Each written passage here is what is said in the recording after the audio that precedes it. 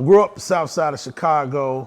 I went to Dunbar Vocational High School just for 1 year, then went to the best high school in the city of Chicago, Hyde Park. Wow, I started DJing kind of early,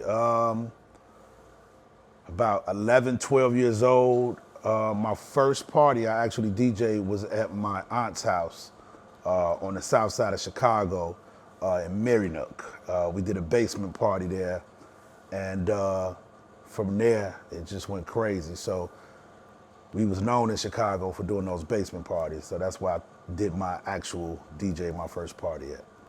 Wow, some of my favorite DJs from Chicago, and Chicago artists. At that time when I was coming up, I definitely have to give credit, and I know, you know, everyone hears this and it'll never get old, but definitely Ron Hardy was a main influence to me, and Frankie Knuckles for sure, but also cats like Brett Morrison, who was really responsible for actually teaching me the technical part and showing me how to DJ. It was so many cats, Armando, Mike Dunn, just a list of guys in the city of Chicago, Andre Hatchett, so many, man.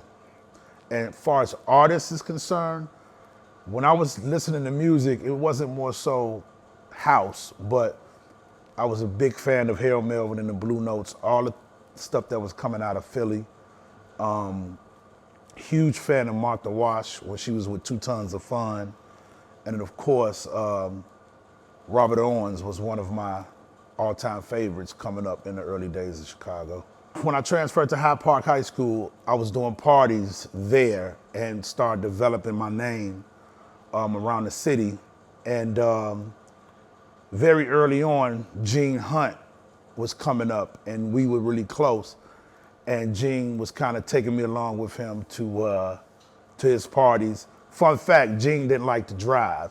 And so he would come pick me up to my house, and I used to drive, and we used to go to all his parties together. So with the help of me doing stuff with Gene, and then, you know, we was all teenagers in high school, and me having that grab on Hyde Park, doing house parties, and the promoters started coming to the house parties, promoting for their major parties. And one time, Marvin Terry, legendary promoter in Chicago, saw that I was drawing these kids from my high school and other various high schools around the area.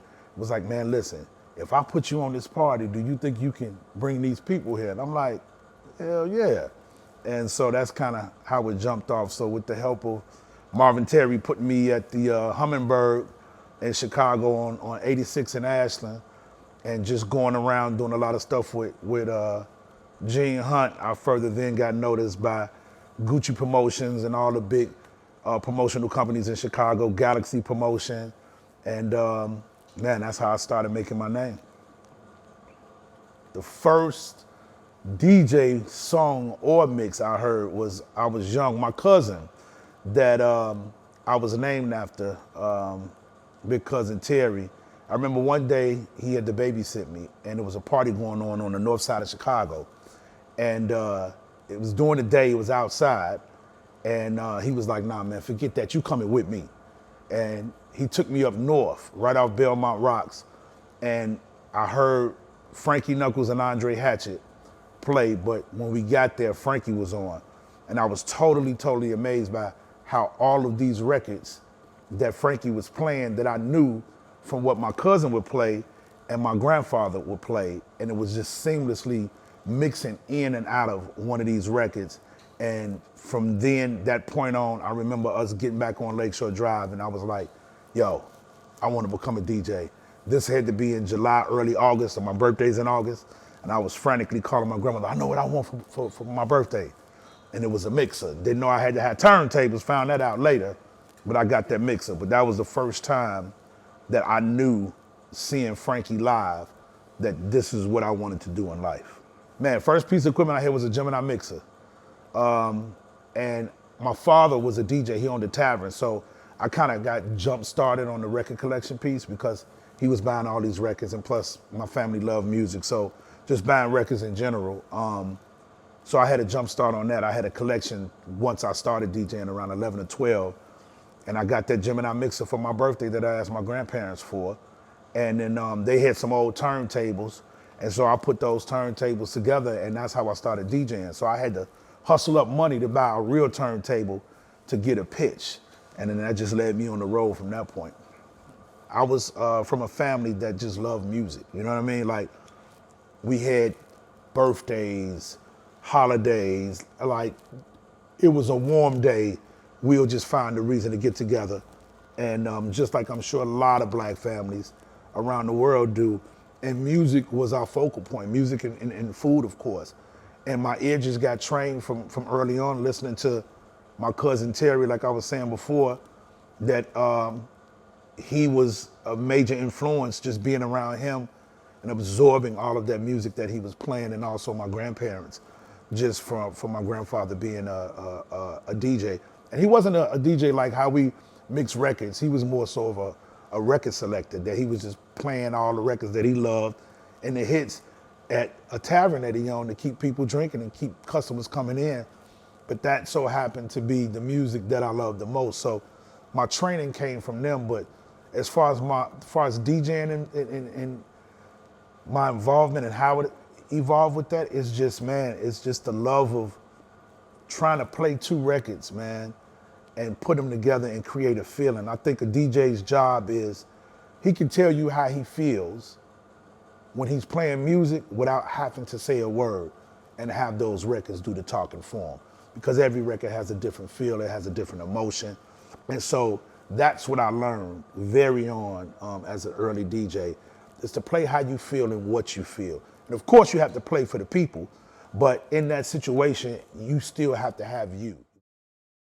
Any way you cut it, grill it, smoke it. You've never seen turkey like this before. Get ready for Just Turkey's famous barbecue turkey ribs and tips. The butter-crusted turkey burger, turkey tacos, legs, salads, wraps, and more. We're serving up healthier choices for the foods you love. Only at Just Turkey. Turkey's all we do.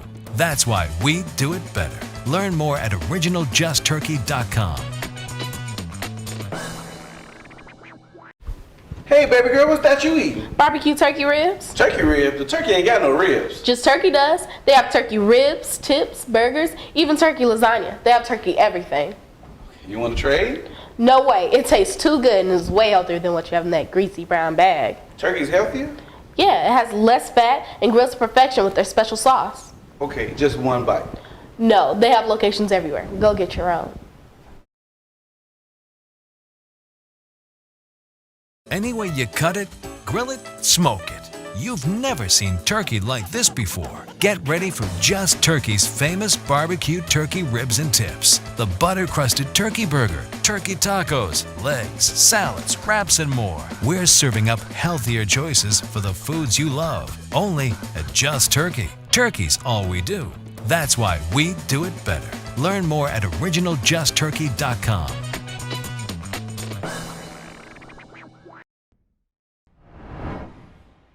Why do I think house music didn't get to the levels of hip hop? I would say in America, that's a question everybody has their own opinion about. You know, I really don't know. I think that, which is crazy, the people that are in the house music, it's like a cult, man.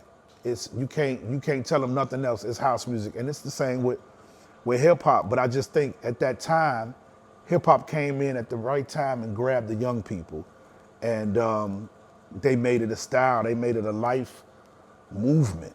And house music, where I think people resonated with it more on a worldly level in Europe. Don't get me wrong, there's still cats in America and in Chicago especially that loves house music, but whatever the case may be, you know, everybody has an answer to it in minds. I really don't know. And all of answers that I've heard from people, a little piece of that are right, but I feel it's not all the way correct. And I just feel like it just didn't resonate with the younger generation at that time as it did hip hop on a national level. Because if you look at it in Chicago, right? Let's take for instance, which these are program directors and PDs and MDs in radio stations that program music here in Chicago. How is it that we birthed a genre of music, and I'm talking present today, 2021, that is known all over the world in countries that have been thriving off of this music for 30 plus years, right? And we have local radio stations that are huge that does not play house music in regular rotation. I don't understand that, because you take someone like us, a part of the chosen few, we do an event once a year that's bigger than Clear Channels or the small mom and pop stations for their events that they do with national artists. In attendance, we have more people. And we didn't use radio. We didn't use the common commercial route that people will normally use to make an event that successful. But yet and still, you don't support the music that gets those people to our festival every year. So the questions that I think that we need to sit down with the program directors and the music directors, and I'm kind of answering my own question, is that I think that's part of the reason why the growth in America was very shallow, is because radio didn't get behind it. They didn't believe it. And it's the powerful stations that we have here, V103, GCI, B96, all of these stations only give us love on the weekends in the mix shows. And so my thing is, I can take a house record that I did with Teresa Griffin, wonderful. It's one of the biggest house records in the last 10, 15 years, along with a million other records. That record should be in regular rotation. Why is that record not in rotation? So I think, man, let's get the PDs and the MDs that really stunt our growth from the beginning. We had the Hot Mix 5 and all of that, and that was great, and that's when the movement was bubbling. But I'm talking about regular rotation. So let's sit an MD and a PD down and see still to this day why they are not adding house music songs to their everyday rotation. Pop is a great part of my life. In the very beginning, that's what I was really kind of into. I know he might not want people to know this, but it's fine.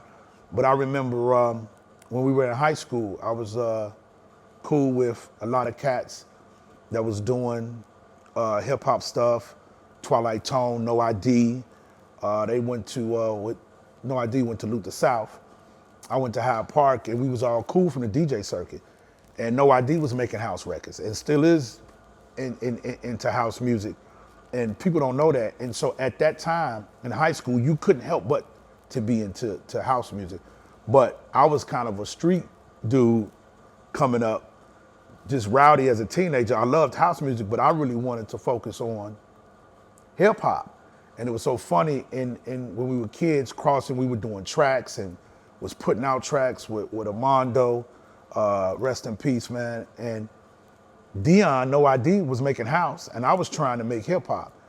And years later, the paths crossed, where No ID went on to be who he was in hip hop, and I went on to be who I am in house music. And it's just crazy. We laugh about it. We talk to this day, and he's still digging for records, trying to find old house records. And man, his studio is incredible. Probably one of the best studios I've seen in my life, with all the gear. He's collecting all of those old keyboards that cats were using back in the 80s and 90s to make house music. So that's a fun story, man. But I'm definitely a hip hop head. Coming up in Chicago, it was always about house. It was house, house, house, house, house. And it started turning over to hip hop. And once I was started traveling in the 90s, everybody was trying to create this separation in Chicago with house and hip hop. And then I went to New York, the birthplace of hip hop, and I'm going into some of the biggest clubs, and all the hip hop artists is at the house clubs. And I'm coming back to Chicago like, man, all y'all goofy. Because I just was in New York for a week and hit 6, 7 clubs. Man, I done seen everybody in the house music clubs. And I started traveling in the early 90s, looking at people trying to create that division in Chicago, like, man, y'all straight up goofies. Like, they supporting it out there, you know what I mean? Like Jungle Brothers, Girl, I'll House You. You got Queen Latifah. It's just, Chicago is a funny city, man. I know a lot of artists. I respect what they're doing here, definitely in tune. I got a 25-year-old, a 24-year-old, excuse me, and a 12-year-old that's into to the hip hop stuff. So I'm on it just because, and I like to keep my ear to the streets. But definitely Herbo is doing this thing, and there's so many other artists that I think that Chicago looks well on that front. And I think with house music, the same thing. You have artists out here, younger artists that sing and dance music, up and coming artists, and I think the movement on what we're doing today as DJs and producers and the people that we're reaching through social media is exposing the world and giving new life to producers and songwriters that was even from back in the day. And that's the thing with me. I just try to keep my ear to the street and keep inventing myself production-wise and DJing-wise. And, even like with Chosen Few, you have a lot of the young guys that come out there that want to hear the house music, they support it. And I think we look good in 2021, and that shows a bright future for where we're headed. When you go to Europe, Chicago house is very well respected. You go to London, Italy, France, wherever, you say Chicago house, and even parts of the States, if people don't know you, they're gonna find out and dig up who you are. So I say yes, but it's not like that in Chicago. And I think that we just have to do a better job of coexisting with the younger artists. This is a genre that's from here, that's birthed from here. So I think we still have work to do, and that's us reaching different artists. I worked with Jennifer Hudson. We got a Grammy for that. I just finished something with Brian McKnight, a 5-song EP. This is the first time he's ever done house music in his career. So I think if we keep doing things like that and involving the young artists, we're gonna be cool. But I think Chicago gets its credit, but not like we should, in my opinion, because you still have some people thinking that house music did not start or is not from Chicago. We have this image like Chicago house, but certain people will come out and be like, oh, it started in London, or it started in New York, or nah, it's Chicago. Any way you cut it, grill it, smoke it. You've never seen turkey like this before. Get ready for Just Turkey's famous barbecue turkey ribs and tips. The butter-crusted turkey burger, turkey tacos, legs, salads, wraps, and more. We're serving up healthier choices for the foods you love. Only at Just Turkey. Turkey's all we do. That's why we do it better. Learn more at originalJustTurkey.com. Hey, baby girl, what's that you eating? Barbecue turkey ribs. Turkey ribs? The turkey ain't got no ribs. Just turkey does. They have turkey ribs, tips, burgers, even turkey lasagna. They have turkey everything. You want to trade? No way. It tastes too good and is way healthier than what you have in that greasy brown bag. Turkey's healthier? Yeah, it has less fat and grills to perfection with their special sauce. Okay, just one bite. No, they have locations everywhere. Go get your own. Any way you cut it, grill it, smoke it. You've never seen turkey like this before. Get ready for Just Turkey's famous barbecue turkey ribs and tips. The butter-crusted turkey burger, turkey tacos, legs, salads, wraps, and more. We're serving up healthier choices for the foods you love. Only at Just Turkey. Turkey's all we do. That's why we do it better. Learn more at originalJustTurkey.com.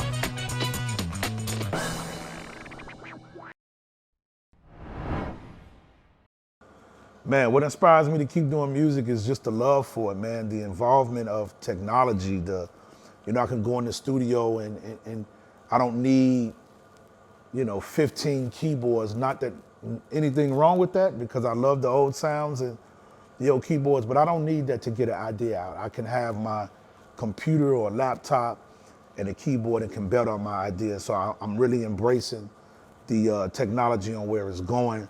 And the same thing with DJing. Before, I was a vinyl head, and that's all. We had no choice. There was no other format when I was coming up. We was buying records and I was collecting records, and I'm still love how vinyl sounds, but I'm not mad at when I was traveling in the 90s until present, going on the airplane with 3-4 cases of records and paying extra baggage fees, and then you're hoping and praying that if you had a connection, that your records made the connection, because Let me tell you something. A lot of these DJs have no idea that you're doing a tour in Europe and you got a gig in, say, Florence, Italy, but you went from Chicago to Rome and then Rome, Florence, and then your records were stuck in Rome. And then you walk into the party with no records using another DJ's records. So for technology, I walk in with a bag with my headphones and a flash drive this big, and I could possibly play a full 24 to 48 hours without playing the same record again. So I embrace the technology. I embrace the culture and where it's at now and how people are reinventing things. I'm not the old guy that's like, man, he ain't keeping it real. He using the damn, the sync button. Man, forget all that. If you get creative with that sync button and you're doing something that you couldn't do with turntables, man, salute. The sync button is there for a reason. If you don't want to use it, don't use it. Don't knock other people that do it. So the younger guys, man, they're doing some great stuff. So I think the forward advancement of it with house music and with DJing and making records is incredible right now. If I could change one thing about the music industry, man, be fair. This music industry is brutal. Do not give those contracts where listen, if you have the platform to take a record and make a record as big as it is, and you're bringing up an artist, you know what? Don't take their masters. Sharon Odin the masters.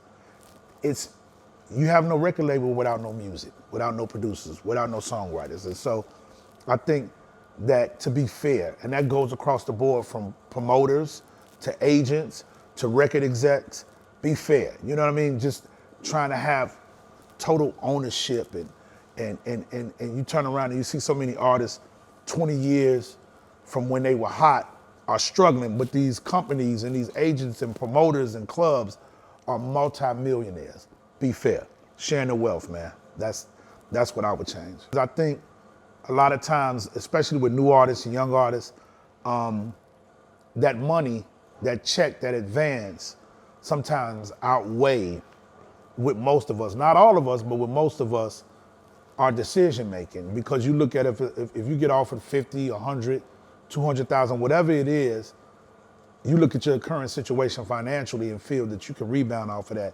And sometimes we make a lot of mistakes or accept a lot of the BS contracts that comes with that advance.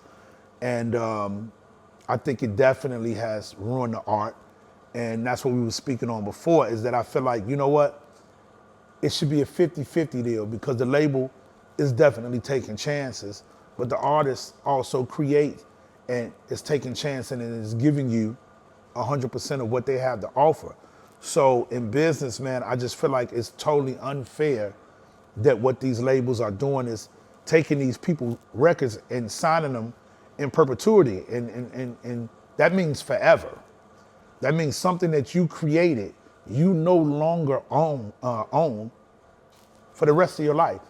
And a lot of us, you hear about people trying to get their masters back, fighting in court. It's been longer than 25 or 30 years. And, you know, that just shouldn't be. I think that the artist should definitely own their masters, or at least have ownership with the labels if they decide to do that type of deal in their work. I just don't believe that we should just sell it off for a fee. And, you know, I get it, been there, done it.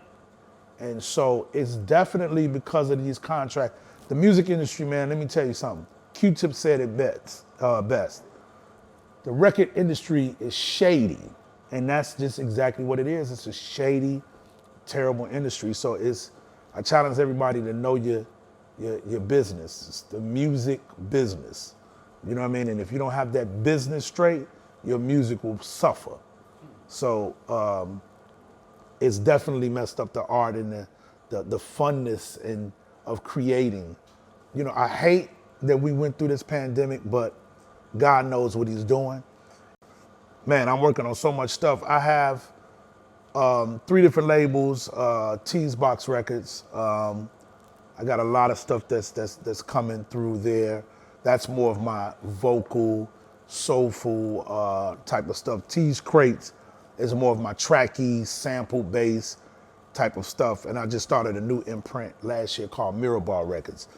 And what Mirrorball Records is it's all about the live musicianship, the organic sounds from 70s, 80s, and 90s. I'm really happy about where we're going. We put out some great records with Melba Moore, Ed Robeson. I got stuff coming out with Teresa Griffin, working on an EP that will turn into an album from Shantae Savage. I'm also, people don't know this, I just signed a deal with Ultra Records, which is distributed by Sony. We signed a deal kind of right before the pandemic hit, so we was in limbo for a year, so things are starting to move forward. We're releasing my first single in a couple of months, so be on the lookout for that. Terry Hunter album, Imagine No Music album. And man, I'm just working, man, and just trying to get a lot of stuff out. I also started a group production team with James Poyser. For those of you that know James Poyser, he's the man behind The Roots. Had so many platinum hits with Mariah Carey, Erykah Badu, Music Soul Child, D'Angelo, goes on and on. So we go by the name of Julius Jordan, and that name is from, he's from Philadelphia, so Dr. J was the man, and I'm from Chicago, Michael Jordan. So we got Julius Jordan on the production tip, and we're doing house music. And so I'm excited about that. And a lot of stuff that me and Mike Dunn are doing under the moniker House in HD on the production side. And we do a crazy DJ set together where it's kind of, we have our own individual setups and we play together under House in HD. HD is not high definition, it's Hunter and Dunn. And so I'm just keeping my stuff going, man. I got a lot of things in the pipeline.